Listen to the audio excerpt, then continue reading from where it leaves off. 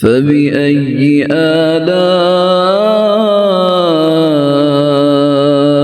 ربكما تكذبان। अस्सलाम वालेकुम दोस्तों। इससे पहले वाली वीडियोस में हमने ये जानने की कोशिश की कि कैसे अलग अलग महाज पर लड़कियों को ट्रैप किया जाता है और बाद में उन्हें या तो मार दिया जाता है या बेच दिया जाता है या बेहाल करके इस हालत में छोड़ दिया जाता है कि वो खुदकुशी कर लेती हैं। हमने ये भी जाना कि इस ट्रैप का शिकार होने वाली लड़कियों में नाबालिग, students, working professionals, home makers, religious teachers, मदरसा स्टूडेंट्स और 3 बच्चों की माएँ भी शामिल हैं। इस तरह के ट्रैप से बचने की कुछ तदाबीर भी हमने पहले के वीडियोस में डिस्कस की हैं। अगर आपने वो वीडियोस नहीं देखी हैं तो उन्हें जरूर देखें और इस ट्रैप को समझें। अब हम आगे चलते हैं इस ट्रैप के अगले स्टेज की तरफ। दोस्तों, हम सब जानते हैं कि शैतान का सबसे बड़ा पैरोकार है दज्जाल। वो अपने वक्त मुकर्ररा पर मंजर आम पर आएगा और अपनी अय्यारियों और अल्लाह के हुक्म से मिली ताकत का इस्तेमाल करके पूरी दुनिया पर छा जाएगा। उसका सबसे बड़ा मिशन होगा मुसलमानों को अपने दीन से भटकाना। इसी शैतान की परस्तिश करने वाले इल्यूमिनाती या सीक्रेट सोसाइटीज के मेंबर्स होते हैं जो शैतान की परस्तिश करते हैं और अपने मसीहा यानी कि दज्जाल के आने के लिए उसकी राहें हमवार करने की जद्दोजहद में लगे हुए हैं और इंतजार कर रहे हैं। ये एक बहुत डीप और लेंथी टॉपिक है जिस पर इंशाअल्लाह जल्द ही कुछ वीडियोस की सीरीज लाने की कोशिश रहेगी। फिलहाल हम इतना समझ लें कि ये ट्रैप का मुद्दा इतना सीधा नहीं है जितना हमें नजर आ रहा है। इसकी डिटेल्स आपको इंशाअल्लाह वीडियो में आगे जानने को मिलेंगी। ट्रैप का जो पूरा सिस्टम है बेसिकली ये 2 तरह से काम करता है। एक हिस्सा तो वो है जिसके बारे में आपने पिछली 2 वीडियोस में जाना। अब हम चलेंगे इसके दूसरे हिस्से की तरफ जिसमें ट्रैप करने और ट्रैप होने में सोशल मीडिया के कुछ मखसूस जराए एक बड़ा रोल प्ले करते हैं। इनमें से खास तौर पर इंस्टाग्राम, फेसबुक और टेलीग्राम और इनके चैट पोर्टल्स हैं। इन लोगों ने मुख्तलिफ अक़साम के सेगमेंट की लड़कियों और औरतों को ट्रैप करने के लिए मुख्तलिफ स्ट्रेटजीज डेवलप की हुई हैं और ये काम आलमी सतह पर बेहद बड़े पैमाने पर चल रहा है। अलग अलग जगह की नोयत के एतबार से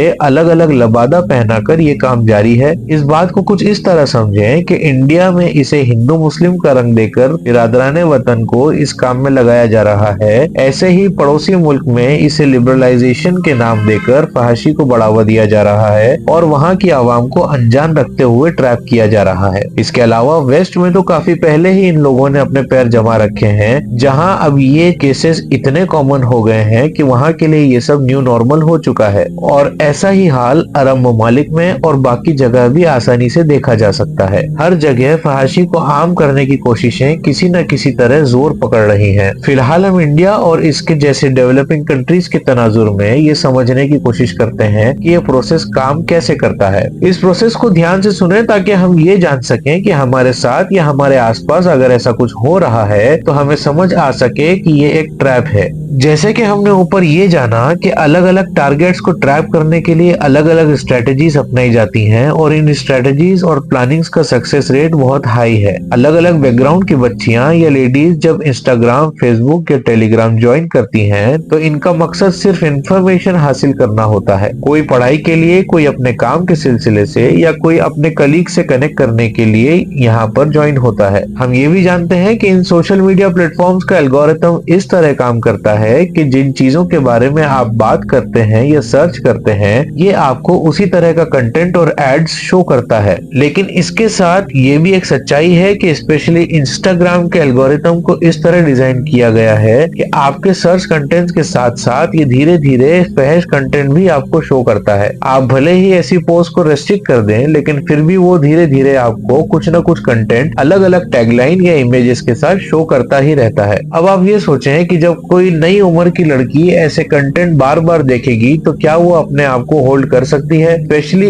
इस उम्र में जब उसे ये सब जानने की एक एक्स्ट्रा क्यूरोसिटी पहले ही रहती है। इस तरह से इन बच्चियों को इन ग्रुप्स और कम्युनिटीज में ज्वाइन किया जाता है। यहाँ ये बच्चियां पहले सिर्फ अपने फ्रेंड सर्कल से कनेक्ट होती हैं और धीरे धीरे ये फ्रेंड सर्कल बढ़ता चला जाता है और इसमें ज्यादातर ऐसे लोग होते हैं जिनसे कभी मिली ही नहीं। कई फेक आईडीज हैं जो सिर्फ इसी ट्रैप के लिए बनाई गई हैं, जिन्हें कई लड़के और इससे भी आगे बढ़कर बाकायदा कई कंपनीज इन अकाउंट्स को हैंडल करती हैं। अब जैसा कि हमने पिछले वीडियो में जाना था कि दीनदार लड़कियों को किस तरह से सवाल पूछे जाते हैं, तो उसी तरह के सवाल और बहकावे यहाँ भी दिए जाते हैं और बच्ची अपने आप में ये समझती है कि वो दीन की इशाअत का काम कर रही है और गैरों में दीन की दावत को आम कर रही है। इस सिलसिले में आगे चलकर कुछ दोस्त इसके ऐसे बन जाते हैं जिन्हें ये अपना बेस्ट फ्रेंड या भाई बना लेती है। ये उम्र ऐसी होती है कि अगर इन बच्चों को आप सीधे सीधे किसी काम से रोकेंगे तो वो आपको तलखी के साथ रिवर्ट करेंगे, क्योंकि इस स्टेज में बच्चा ये सोचता है कि हमें सब पता है और बड़े अब आउटडेटेड हो चुके हैं, हम जानते हैं कि हम कुछ गलत नहीं कर रहे, यानी कि बगावत के अनासिर इनके अंदर पैदा होने शुरू हो जाते हैं। अगले मरहले में ये चैटिंग का सिलसिला और आगे बढ़ता है और अब कई कई घंटे ये बच्चियां चैट रूम्स और कम्युनिटीज में बिताने लगती हैं। जाहिर है कि इन चैट रूम्स में हर तरह के चैट्स और मैसेजेस दुनिया भर के लोगों की तरफ से भेजे जाते हैं और इन चैट रूम्स का इस स्टेज पर एक कॉमन फैक्टर होता है एडल्ट जोक्स। जैसा कि आज की डेट में टीवी सीरियल्स और मूवीज के जरिए एडल्ट जोक्स इतना आम किया जा चुका है कि अब तो लोगों ने इसे गलत समझना भी बंद कर दिया है और फ्रीडम ऑफ स्पीच के नाम पर फहश जोक, स्टैंड अप शोज और रोस्ट का चलन इतना आम हो चुका है कि इसको इतना नॉर्मलाइज किया जा चुका है कि रोजमर्रा के कन्वर्सेशन में इस्तेमाल किया जाने लगा है। ये ध्यान में रखना जरूरी है कि इन सबके साथ सोशल मीडिया के एल्गोरिथम और चैट रूम्स के दीगर साथी अपना काम बराबर कर रहे हैं, जो कि फहश वीडियोस की लिंक्स को डालने का है।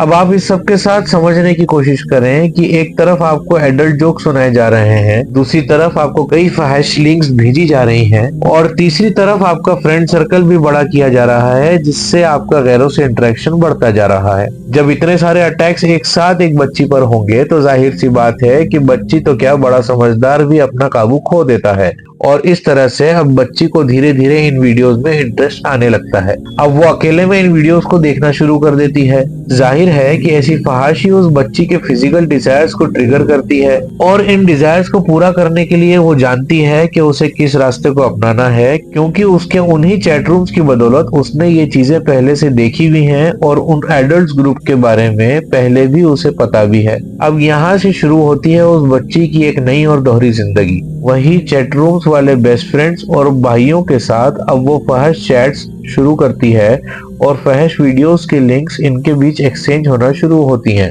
अगले स्टेप में है फहश डेटिंग। अब ये बच्ची इस ग्रुप मेंबर्स में से किसी के साथ ऑनलाइन फहश डेटिंग करती है, जिसमें अपने जिस्म के मखसूस आज़ा की इमेजेस और वीडियो क्लिप्स आपस में एक्सचेंज करना और एक दूसरे को इमेजिन करते हुए खुद अपने हाथों से बदकारी करना शामिल है। यहाँ से आगे के मरहले में दो रास्ते खुलते हैं जो इस बच्ची की जिंदगी को बर्बाद करने के लिए काफी हैं। इससे आगे कई ऐसी चीजें हैं जिसमें ये लड़की मुब्तला होती है और उसके बाद वो इस कगार पर आ खड़ी होती है कि वो चाह कर भी इस ट्रैप से नहीं निकल सकती और उसकी जिंदगी जहन्नुम से भी बदतर हो जाती है। ये ऐसी चीजें हैं जो बच्ची घर में रहते हुए आसानी के साथ कर रही है और उसके घर वालों को इसका अंदाजा भी नहीं। कहीं हमारे घर में तो ऐसा कुछ नहीं हो रहा, इसका पता लगाने के लिए और अगर कोई इस ट्रैप में फंस चुका है तो उसे इस अजाब से बाहर निकालने के लिए इस सीरीज की अगली वीडियो जरूर देखें। इसके लिए इस चैनल को जरूर सब्सक्राइब कर लें और बेल आइकॉन को भी दबा दें और इस वीडियो को बेहतर तरीके से समझने के लिए